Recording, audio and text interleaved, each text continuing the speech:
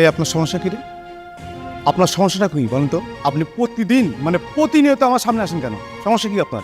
আমি তো ইচ্ছা করে আপনার সামনে পড়ি না, মানে কেমনে জানি পড়া যান। শুনুন, আপনাকে কিন্তু ভালো করে চিনি।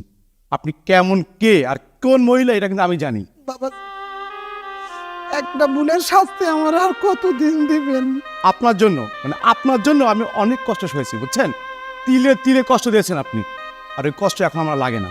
আর আপনি আমার সামনে নেক্সট আসবেন না, ঠিক আছে? একটু দয়া করেন, একটু দয়া করেন বাবাজি। আমার মাফ করে দেন, আমার মাফ করে দেন, আর শাস্তি দিয়েন না, একটু দয়া করেন। আমি তো জানি আপনি ভালো নেই, বিশেষ করে আমরাও ভালো নই। বাবাজি, আমার মাফ করে দেন। যান।